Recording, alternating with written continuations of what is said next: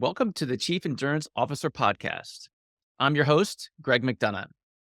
Each week, we hear real time stories from athletes and CEOs on how to maximize performance through an endurance mindset. Let's get started. Well, welcome to the Chief Endurance Officer Podcast. I am your host, Greg McDonough. Today's guest is an entrepreneur, tech founder, philanthropist. Her athletic journey is remarkable, going from amateur to elite status in rowing, triathlon, and cycling. She is the founder and CEO of TapanGo Technologies and a member of the C100. Please welcome Angela Goran. Welcome, Ange. Hi, thanks much for having me. So great to be here. It's great having you on the show. And as you know, we love talking about endurance and the endurance mindset. So, Ange, how has your endurance mindset impacted your life unexpectedly? Oh gosh, this could be the full question for the full hour. How has it set my mindset? Fantastic. Yeah, no, exactly. Well, I think first and foremost, endurance has so many different meanings for different people in their life, right? But you look at the lifelong journey up to this date. I'm now in my 40s, which I always look at. But if I was to look at the perspective of going back, what does endurance have as an impact? A lot of different things, whether I look at it from the sport journey, whether I look at it from the academic journey or now as a founder, what does that look like? So, and also the skills and the tools and the resilience of what endurance has brought to, I think, the formula to, hopefully, as one would say, gosh, I've had successes, but I always look, it's kind of funny. I think, we're our worst advocates. I think you would agree with this. I don't feel like I've had a lot of successes. I feel like I still have that big success to outshine. Maybe that's what makes the endurance athlete is like, no, I've got to have this one last Ironman or one last goal. So hopefully that kind of gives you a summary of my take on endurance. Yeah, absolutely. And we are our worst critics, right? Oh It's God, you yeah. get to the top of the mountain and all you do is you see the next mountain and it's like, when are these going to end? I know, like somebody else goes and does something and you're like, oh, I should try that, right? Well, Ange, let's draw that line a little bit clearer between you mentioned sport, academics, and being a founder of a tech business. And around that endurance mindset, like what do you see the similarities between those three disciplines as it relates to mindset?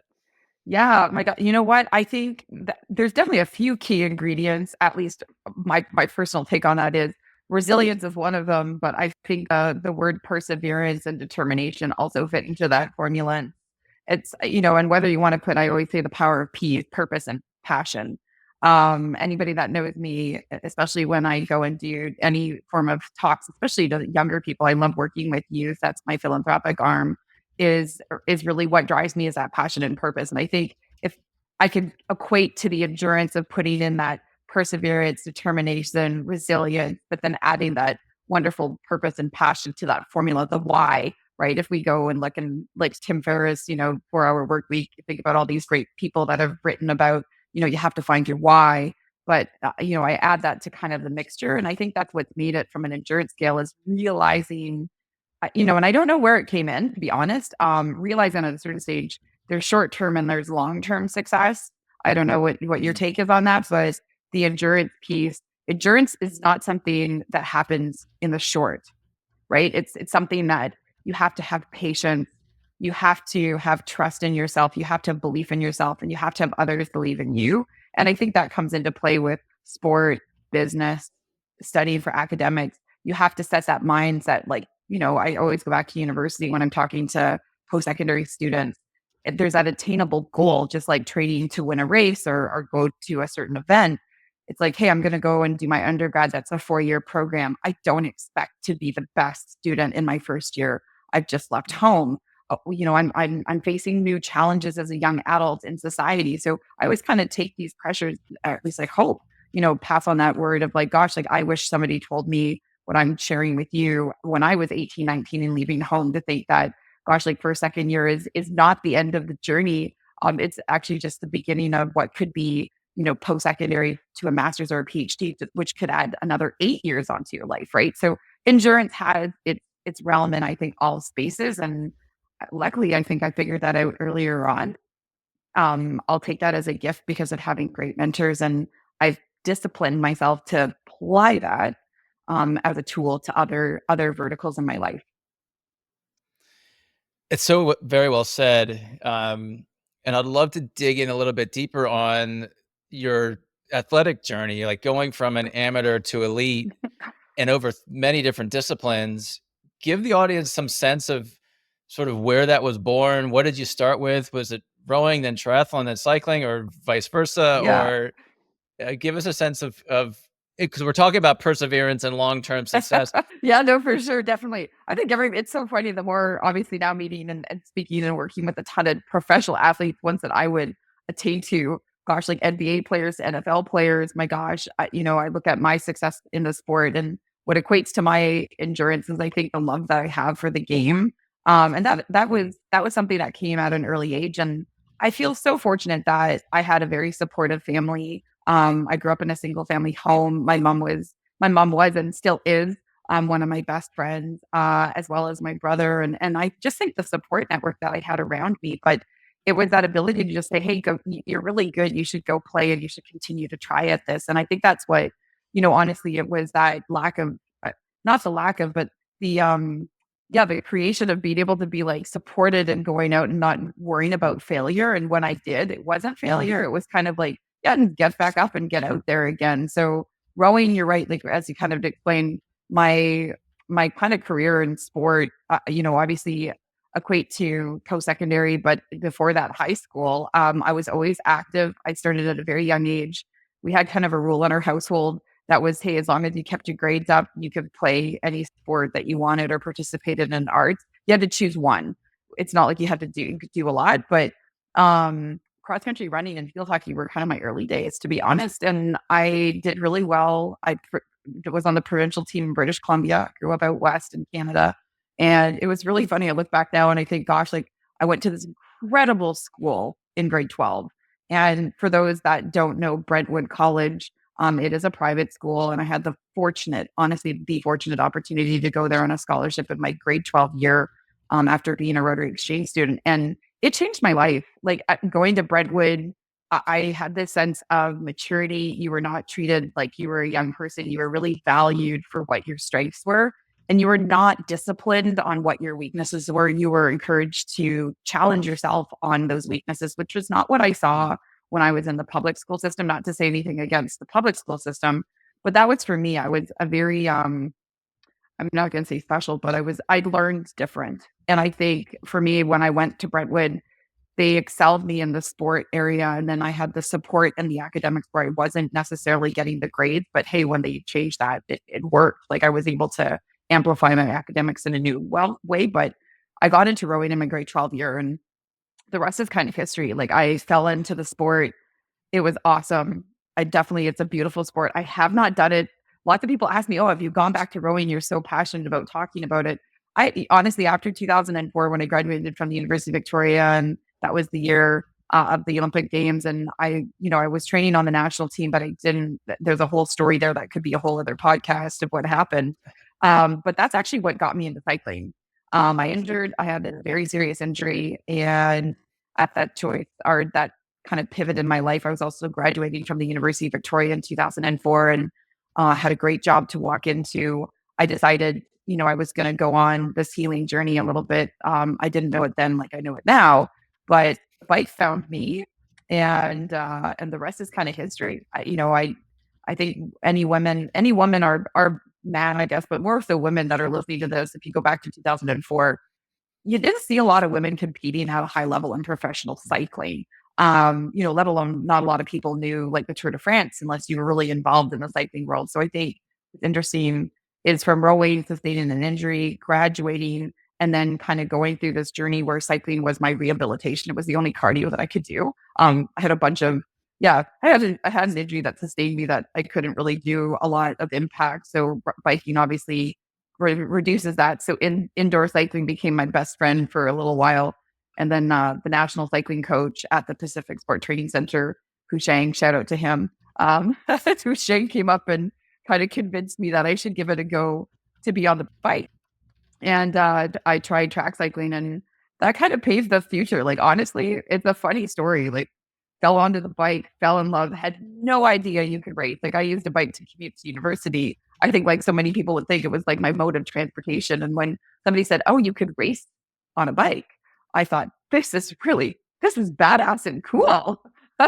So, here I am. I'm, skip ahead 20 years. I've now crossed Canada and raised, hundreds of thousands of dollars for youth initiative using two wheels as a journey. Like cycling definitely has been my major sport where I've competed and raced and yeah, had a ton of fun.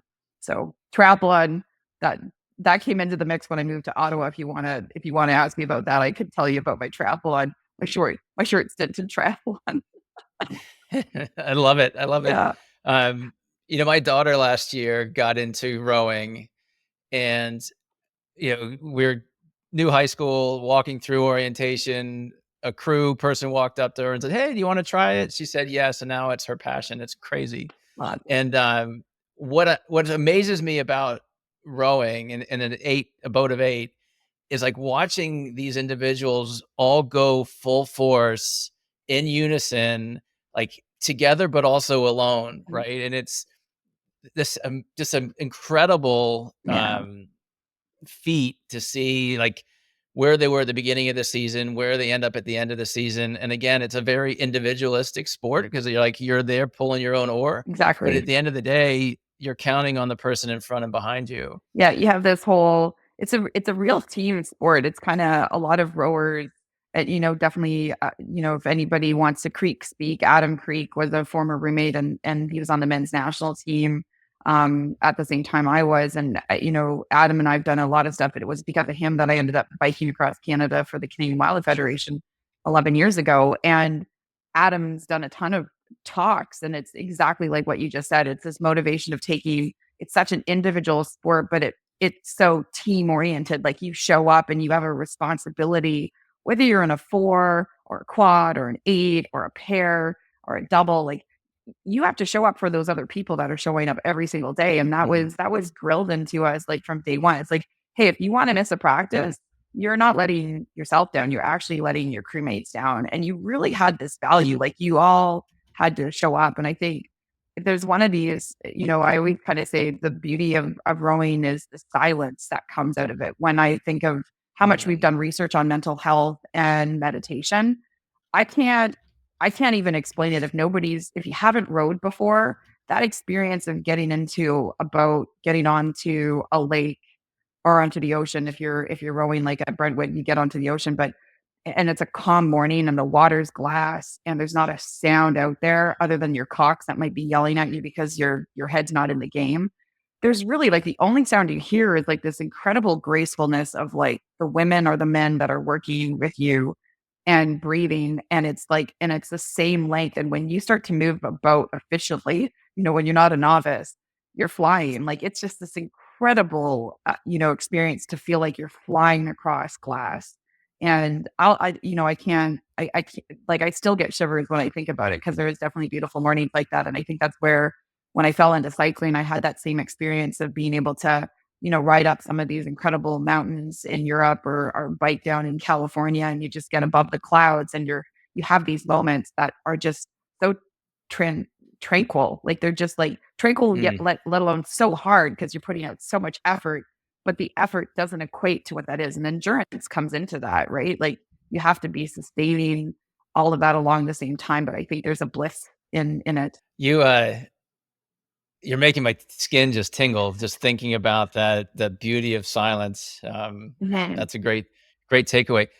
And I'd love to know more about track cycling and what it takes sort of mentally to go around and around and around and around for, a hard out hour for whatever distance for like, give me a sense of how you keep your mind in that when it's so repetitive. Um, yeah, help me understand that a little bit better. Good question. I think it's mental health, I'll tell you that much. In a good way. And I'm gonna, obviously because we talked about the background from the rowing to the cycling, triathlon, cycling's been this huge part of my life. To paint the picture on your question about the endurance and the discipline of track cycling is where I started when Husheng asked me if I had that interest going back to 2004 after the injury. Victoria, BC is where I grew up, studied and graduated in 2004 for the University of Victoria. and Pacific Sports now a part of like a bunch of the different programs. That we have a beautiful facility at Camosun College. And I just say, it's interesting. Shang took me to the Commonwealth Legacy outdoor track. I had no idea this existed. Like, imagine somebody walking up and telling you or asking you if you have an interest in a sport that you knew what a bike, everybody knows what cycling is. But when somebody tells you, oh, well, let's go ride a bike on a track, like, I'm literally going to tell your audience because it's really funny. I envisioned a track, like a rubber track where people run, like track and field, which is obviously a very big sport, where you get on with your bike. And I'm going, I never in my life have heard of this. Like, I was going, this is unreal. Like, I'm Googling it. I was trying to figure this out in early days of Google too. So it was super funny. There wasn't a lot on the internet. And no, like Shane said, no. Like, it's real. It's an outdoor velodrome. It's got embankment. So then my mind went really off the chart. I went, wait a minute, you're asking me to ride around in a circle and it's got a slant to it. It was just like, for me, it was super kind of funny. So sure enough, skip ahead like a week later, he said, show up. Here's the time. Here's the address. I'll have a bike, I'll have shoes, I'll have a helmet. You just got to show up. And that's all I did. I showed up. I said, I'll be there. So I made my way out to, at the time, the Juan de Fuca, a rec center area, which is still in Victoria, and it still has the outdoor track where I learned how to ride a track bike. And very similar to rowing, to be honest, it was, the time trial pursuit, if your daughter's, of course, rowing, so she'll know what ergs are the rowing machines that all of us so much love. I say that with absolute passion and purpose right now and love. Still the machine I walk by and I look at going, maybe another day, at the gym. It's the hardest workout ever. Then start playing. But that being said, I think it's very similar crossover from a mental perspective. You're on a 3,000 meter or 2,000 meter erg test or a 1 hour erg test, which we used to have to do. So it was very simple for me to cross reference that over to a 2,000, 3,000 meter effort on the track, right? Like, I had the same mindset. I understood the same pain. Like, I understood the same amount of power I needed to put in. It was learning a little different because obviously I was used to stroke rate versus RPMs, rate per minute, as a pedal stroke, but very easy to cross over. So I think, again, like, I was able to take the lessons and the learnings I had from rowing, the discipline I had there, the endurance mindset, and I was able to cross that over into this new discipline, which is, it's interesting. I think a lot of athletes have that. You start to see more and more winter and summer Olympic athletes, right, that have been able to cross over where they do one sport in the summer and one sport in the winter, and then they go on to participate as a professional athlete at these high levels. And that's why, I could definitely see if I was to go back to be a younger self, would I and could I have kind of said, yeah, like, I should stick my head in the game and do this in cross country skiing and see what I could do if I could make both the winter and the summer Olympic team. I think that would be a really fun social experiment, because I do think it has a lot of crossover. But the 1 hour stuff, riding around in a circle, same mental perspective. I go back to that tranquility of being on that water when there's no sound.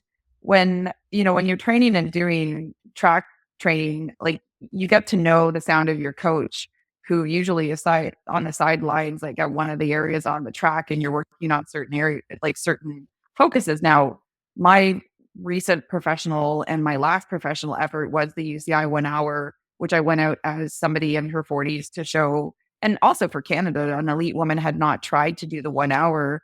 They had done the masters kind of division, and I wanted to see what I could do. And it was fantastic to bring that back to Canada, and definitely exciting to kind of, put the stamp on being a part of that in the Wikipedia sense of the world record. But man, like, very interesting training. Like, I have to say, the amount of regiment that it took to come back to the bike in 2018, and then we know all what happened in 2020, to not have access to the facilities and to then still pursue 2 years while we were locked down, built a gym at the house, used incredible companies like Wahoo, Swift. For those that are riders, I was able to gamify and have fun riding the bike. So I did absolutely everything I possibly could to, mimic what it was to ride a velodrome. But then, when the world opened up, I ended up going down to Mexico. And I think, yeah, like, riding around in a circle for an hour it was the hardest test to myself, for sure. probably next to starting a tech company. Um, it was the hardest thing. If I was to say to anybody, if they want that challenge, and you listen to Sir Bradley Wiggins, or gosh, like any of the women, Victoria Busi, she has such a great story herself, but there's a reason why a lot of us try to go after the 1 hour. It's a very individualistic, it's a very mathematically challenging event, because you're going against somebody. You're trying to beat the record, but honestly, you're trying to beat yourself. Like, you're out there and you're in your head. It's a really interesting experience what happens after 30 minutes. I'll tell you that. Like, people think, oh, it's only 60 minutes. Hence why I've got this Power Hour Guinness World Record happening to motivate people to join in a 60-minute challenge this coming year. But I don't expect them to do what I did in the 60-minute. Like, that was definitely a sensational endurance event for sure.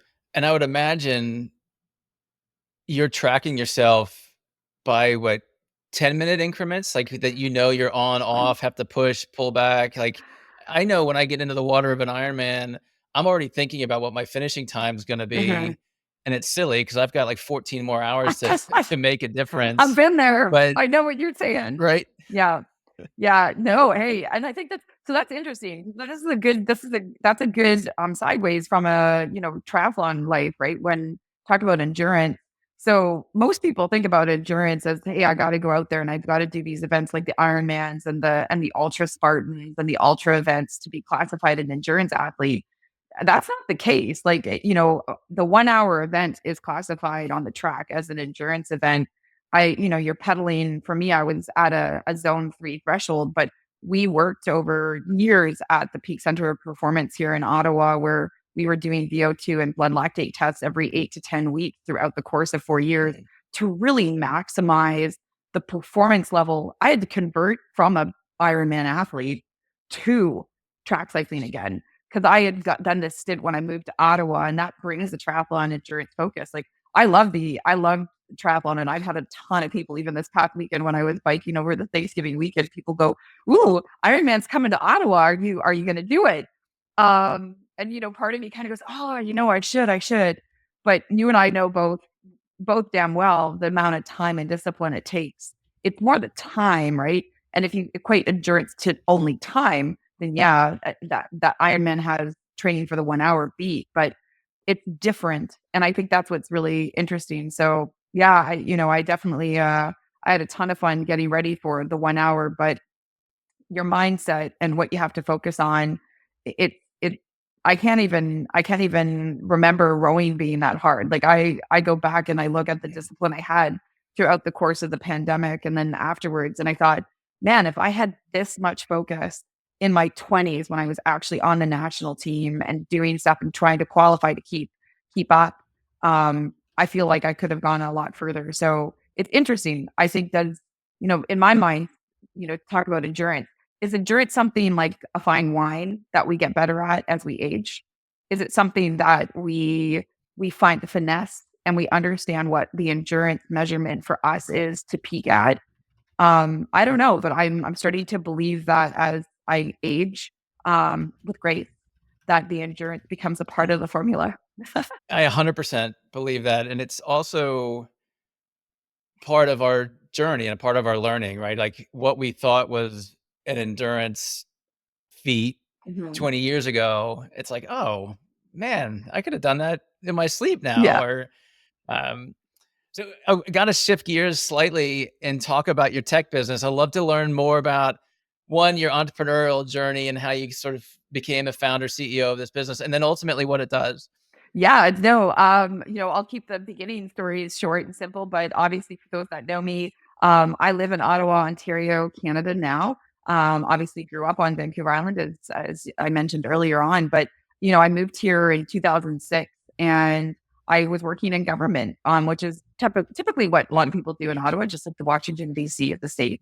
And I had the fortunate opportunity at a very young age. I graduated with political science from UVic, and I stepped right into a role that was in something I thought I would actually go into at a young age. I wanted to go into being a politician.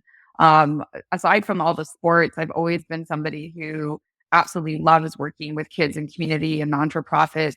I was that young girl that really advocated for like Model UN and Model NATO in school. And I was a part of like the entrepreneurship challenges all the time. And more on the, interesting enough, the entrepreneurship challenges, I was more on the executive director side team. I wasn't the people pitching, I was helping run and operate it. And I look back now and, skip ahead when I moved to Ottawa, started working government. I lasted in my job, and I say job because, and I yes, got you to laugh because it really, I fell into this incredible role, and you got to think I was 28 at the time. I had student loans, and I'm so credited to the fact that the Minister of Finance at the time came into our office. I worked for the Minister of Human Resources and Social Development Canada, pretty much in layman's terms, job creation and economic growth in Canada, like how many jobs we have. And the Minister of Finance came in and said, "Hey, I want somebody here to do a report on the younger generation coming out of post secondary with debt. And do we have enough jobs in Canada to help them walk into that's relevant to pay off that debt?" Pretty smart, right? Like you think like this is great. So I was like, "Hey, pick me. I got a student loan and I work for you. So I should be able to do this." And skip ahead. Let's just say with 1 year of research studies, getting super frustrated being in my job because I saw the lack of penetrate, like just the lack of response to certain things that I started to get very passionate for, and how slow that government engine was turning towards some of these things I was bringing to them to say, we're in trouble. We have a lot of students and younger people in Canada not understanding financial needs and financial budgetary stuff, that we should be incorporating this into our high schools even younger. And that, as I learned, obviously I did research on the States, I did research on a lot of other Commonwealth countries. That's where the entrepreneurship passion came. I wouldn't say it came at that point, but I think I had a why. I was frustrated. I saw a problem. And then coming from a whole family of teachers, and this is the funny thing, is I literally said to all my family when I went into school, I am not going to become a high school teacher. I am not going into the academic world. I will never work with kids. It was like, and my mom would definitely attest to that. I was like the black sheep or whatever you want to call it from the family. Sure enough, I go and launch a program and I'm asking my family, I'm like, I want to build a literacy program for kids across Canada, not just one program. So that's how I got into, honestly, I started at the time, a social enterprise, because it was easier to set up a for-profit that had a social enterprise focus that was on giving back. And Sock Jock took off. And I'd say in 2008, when the recession hit, I left my government job. I had enough schools onboarded with the Socks in the School program that was built, where you'll love it because you're a triathlete, you're an athlete yourself. I took a healthy item instead of trying to, have kids sell crap candy bars and food or pizza or bottle drive. I wanted to use an item that parents were already spending money on, that gave purpose and it was healthy and it was fun. Like we played on words with like, "Hey, where in life are your feet taking you? Wear a fun, loving pair of socks," right? Like, let's take you on this journey. And the schools created like their own art for the socks. The socks got, socially good causes. The kids voted on the causes they wanted donate the funding to. So it was their business. And that grew to 13,000 schools across Canada by 2013. Wow. Yeah. And that's what got me into technology, because that's the other fun part, and Michelle Scarborough, I have to mention that name because I have to send her this podcast. She'll love it. She is the CEO right now for the BDC Women in Tech Fund. And Michelle was a woman here in Ottawa at the time working at the Ontario Centre for Research and Innovation, OCRI, because we didn't have incubators and accelerators. So I walked in there not knowing anything about business. You got to think about this, right? I walk in there, all 5'9" of me, and it's a very male centric Ontario Research Center with a lot of technology, because Ottawa is known for BlackBerry, Nortel, like, early days of that. So I walk in and I'm talking to the secretary and I said, "Hey, I have a business idea. I heard that I should be coming here." Next thing I know is they sent her out, because technically we laugh now. I'm pretty sure they sent her out because she was the only woman that was on the executive team and they didn't know what to do with me. And she's like, "Oh, well, do you have a technology?" And I looked at her and I said, "Does having a website count, or like 13,000 websites?" And she went, "We can work with that." And this was when, Shopify was just getting off the ground. And I had each school had a landing page, an e-commerce site. And Honestly, I look back now and it's so funny. Like, yes, I could have done a lot of things better, but man, I was in it for the long run. I definitely did. The endurance paid off. If I didn't have that discipline, of failure and wanting to learn and wanting to try and listen and being able to apply that, I definitely took a lot of the skill set from sport and applied it. But that's how I got into the tech of Tap and Go. When you have 13,000 e-commerce platform stores and you're paying astronomical hidden fees for payment processing. And you start to ask other consumer product good companies that are out there. Um, what blew my mind was how much they were trying to spend money to acquire a customer in these funnels online. And at the same point in time, having to pay all these astronomical fees that added up. And I thought, gotta be a better way. And there was the why. There's the problem, right? Could I solve this? So here you go. Tap and Go was born. That's awesome. It's amazing how similar your journey is to mine. Like I had a job, and I got introduced me to entrepreneurship and venture capital investing and small business. And I had a short stint as a CFO at one of our portfolio companies. And then the 2008 economy changed, and we stopped investing. We were a large Fortune 50 company, but I still loved like dealing with the entrepreneur. And so like for the audience members out there who are in a J or they feel like they're in a job, like keep your eyes open. Keep your eyes open for opportunity. Where's your passion? Where's the pain? Exactly. Um, because there's usually an opportunity that will reveal itself. Totally. Yeah. I also have to ask you, you mentioned Power Hour and you're going for this Guinness World Record. Can you educate us a little bit more on that? Of course, well, we are. I've already got you on a list. So yeah, obviously after doing the 1 hour record and really doing that to raise awareness and funding for youth sports, it was kind of like, well, what's next, right? I'm always up for a new challenge. I'm very much in this kind of mindset where every year I like to put out something to the universe of like, hey, what can I do to use what I love through sport and wellness to give back? So the Power Hour was no secret in the sense of kind of being able to amplify taking that 1 hour record and starting to create a series of events that around, kind of follow the 60-minute rule, or the power of 60. And it was interesting as I kind of look back like a year and a half ago, I went, gosh, like, let's go after another record, but it's not about me. It's about getting other people to move for 60 minutes. I want to challenge and pave the way forward. So, yeah, so the Power Hour, it's presented by Power Productions, which is my LLC in the US. And I've set up a fiscal sponsorship. We're starting to pair ourselves with charities and non-for-profits and social enterprise for-profits that are doing good things to initiate actions to give back to youth and community sport and wellness initiatives. So funds will be raised for the Power Hour. It's going down on March 8th. It's a Saturday, 2025. Also International Women's Business Day. So I'm super pumped on that. But yeah, think about the record itself is to get the most number of people around the world to be physically active for 60 minutes, no matter where they are, multiple locations. So you can think of like pairing in with your Fitbit or your Apple Watch, Garmin, Wahoo, Strava, obviously working alongside some great partners like Swift, where be able to automate and be joining like the Swift community. So yeah, our goal is to reach millions of people. So no matter where you are in the world, you can get out to do a 60-minute walk with your family. You could go to a yoga class with your girlfriends. You could go indoor bouldering or rock climbing. You could go surfing, you name it. Like the whole idea is to see that people on the 8th of March take care of their physical wellness and they share that with the world. Because I think we now know enough based on research that physical movement, especially for men and women as we age too, it really adds to those endorphins and increases that risk of mental health and depression and suicide, right? So I think that's one of the biggest things the last couple of weeks with the mental health awareness and mental health day. So I'm big into advocating that physical movement has a big part to play and wellness on a side of looking at physical, mental, nutritional. And then of course I like to sprinkle in that financial and wealth wellness as well. So an audience member wants to find out more information. Have you launched your website? Like, where can we go to find it? Where's the deep? Yeah, so coming soon, but you can check out my website right now, angelagoran.ca and .com. Everything will be posted and highlighted on there.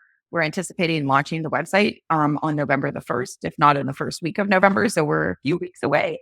But definitely March the 8th is the magic day of which that record will take place, and there'll be that 24-hour window. So the VIP experience for corporate companies, we are going to bring together 30 corporate companies that are going to be a part of the inaugural in-person event that will showcase and be taking place in Vegas March 7th and the 8th. And that's where there'll be curated networking and panels and really, lighthearted discussions that are going to be about action. So really those 30 corporate companies with teams of 5, whether, coming together, it's really about what are we doing for the next year to be corporately aware of our corporate wellness. And here's the Mm. team, and this is what we're taking back to the office. So really March 8th for me is the start of a full year of working with partners and teammates, crew.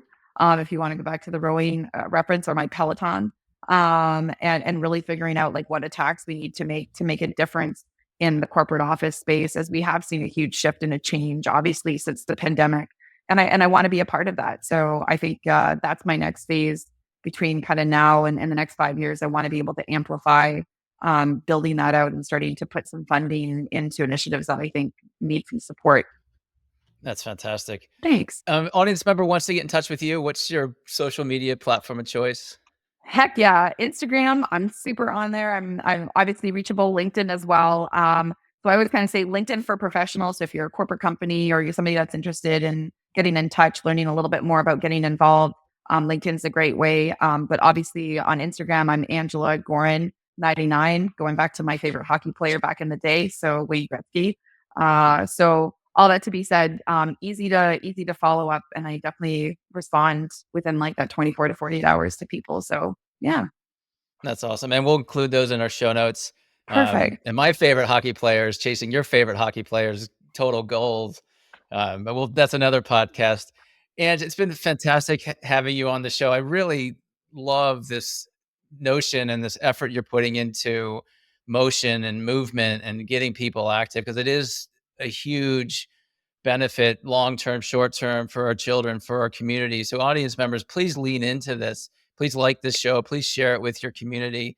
I also enjoyed our conversation around linking our sports, and that light bulb got brighter for me when we talked about, could you be a summer Olympian and a winter Olympian? And now with sort of technology and training and endurance and all the things that we know, there is a real possibility there. And so for that message to our children who tend to get very narrow in their sports very quickly in life, maybe it's the other way. Maybe we should be thinking about this in a broader sense. Um, and I Yeah, also really enjoyed our conversation about finding our opportunities, sort of like in our job. And I hope an yeah, audience member kind of gets inspired from that as well. yeah.